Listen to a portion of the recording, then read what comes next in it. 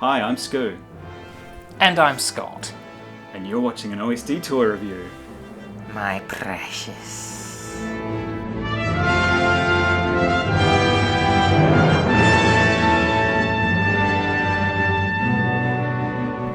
So now that the Hobbit trilogy has wrapped up, we've now completed Peter Jackson's version of the Middle-earth saga. So we thought we'd go back and we'd take a look at the bad guy of the entire saga, Sauron, the Dark Lord. So, Scoo, this is Sauron. Hello. Sauron, this is Scoo. Nice to meet you. Who's made this? Okay, so this is Toy Biz.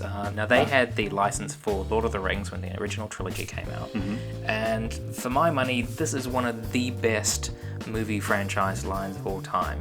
Now looking at Sauron here, I mean, he looks absolutely amazing. You can really appreciate the design that went into this character. Yep. What kind of access did the toy makers have from original sculpts or original drawings of Sauron from the film? I imagine that they would have had a lot of access to photos of the actual armour. Yep. I was lucky enough that when I was down in Wellington to go to the Weta Cave, we actually saw the actual original Sauron armour there, and it was incredibly impressive to see it in real life. Wow. And clearly that same level of detail and love has gone into the toy representation of that as well. He's got this great sort of scaly armour. It looks almost dragon-like in appearance. It's spiky, it's sharp.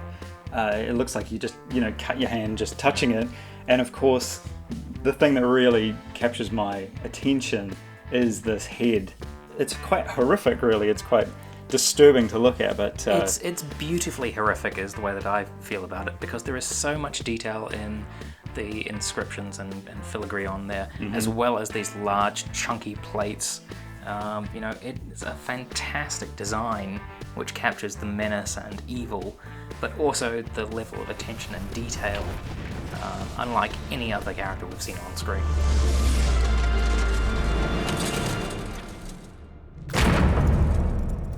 What specifically is so awesome about his articulation? I have to see this. Well, the fact that we've got so much detail on here and really nicely sculpted, and yet it doesn't sacrifice anything in the way of articulation. Mm-hmm.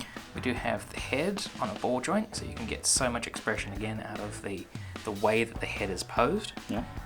The shoulders are of course on a ball joint. They're a little bit hindered by some of this armour here, but you can still move it quite easily. Yeah. You do have a twist at the elbow, so we can club people, along with a bend at the elbow, and some movement at the wrist as well. You do have articulation at the hips and at the knees, and also at the feet. So a great deal of posability. A great deal of posability, especially for something which is this big and this imposing. So on top of all the awesome articulation and sculpting, this figure even has a special feature. We have dialogue, and we have his eyes lighting up. And there's multiple pieces of dialogue.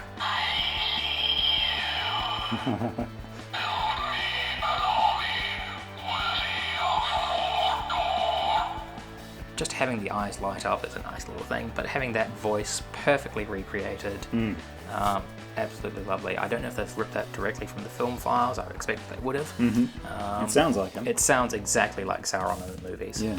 So it's a lovely little addition to it, and just a nice little crowning glory, I think, to one of the greatest figures from a fantastic line. Build me an army worthy of Mordor. So that's our thoughts on Toy Biz Sauron from the Lord of the Rings line. What's your favourite memory of Middle-earth and the Peter Jackson experience through it?